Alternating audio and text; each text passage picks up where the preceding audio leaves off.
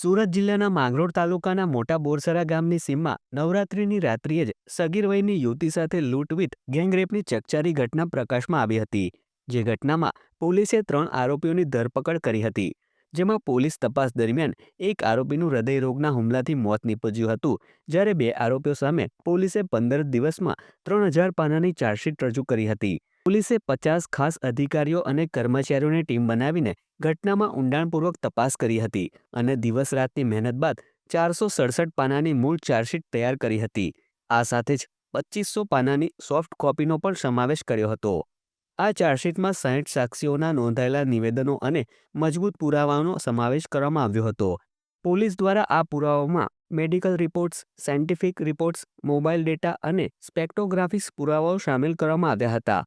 આ ઘટનામાં સુરત સ્પેશિયલ કોર્ટમાં સરકાર પક્ષે મુખ્ય જિલ્લા સરકારી વકીલ નયન સુખડવાલાએ ધારદાર દલીલો કરી હતી, જેને કોર્ટે માન્ય રાખીને 2 આરોપીઓ મુન્ના પાસવાન અને રાજુ વિશ્વકર્માને દોષિત જાહેર કર્યા હતા। સુરતની સ્પેશિયલ કોર્ટ દ્વારા બંને આરોપીઓને આજરોજ સજાનો હુકમ કરવામાં આવ્યો હતો। કોર્ટે બંને આરોપીઓને અંતિમ શ્વાસ સુધી એટલે કે આજીવન કેદની સજા અને ₹5000નો દંડ ફટકારવામાં આવ્યો હતો। આ ઉપરાંત ભોગ બનનાર પીડિતાને ₹10 લાખની સહાય ચૂકવવાનો પણ કોર્ટે હુકમ કર્યો છે। આજે નામદાર કોર્ટના ન્યાયાધીશ શ્રી પરમાર સાહેબે ચુકાદો જાહેર કર્યો છે તે પ્રમાણે બીએનએસની કલમ 72 એટલે ગેંગરેપના ગુનામાં બંને આરોપીને આજીવન કેદની સજા ફટકારી છે તથા 5000નો દંડ કર્યો છે। આજીવન કેદ એટલે જિંદગીના અંતિમ શ્વાસ સુધીનો કેદની સજા, તે રીતે સજા ફટકારી છે।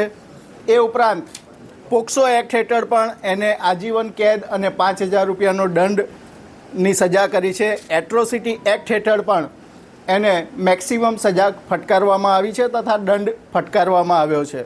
સાથે સાથે ભોગ બનનાર પીડિતાને વિક્ટિમ સહાય યોજનામાંથી ₹10 લાખ વળતર આપવું તેવો પણ હુકમ કર્યો છે।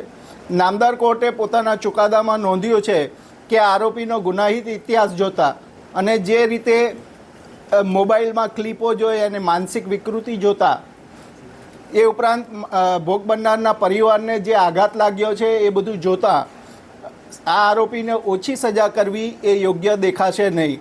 સમાજની પણ અપેક્ષા છે કે આને વ્યવસ્થિત એના ગુના પ્રમાણેની સજા હોવી જોઈએ।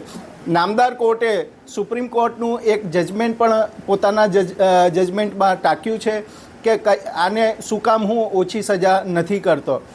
એ કેસમાં નીચલી કોર્ટે ઓછી સજા કરેલી, પણ નામદાર કોર્ટે કહ્યું કે ભાઈ આ બળાત્કારના કેસમાં આ રીતની ઓછી સજા કરવી પણ એ યોગ્ય નહીં ગણાશે। નામદાર કોર્ટે પોતાના ચુકાદામાં આરોપીની વર્તણૂક બાબતે સમાજને જે ન્યાયની જરૂરત છે તે બાબતે એ પણ ટિપ્પણી કરી છે। કુલ લગભગ 525થી ઉપર પાનાનું નામદાર કોર્ટે આજે જજમેન્ટ જાહેર કર્યું છે।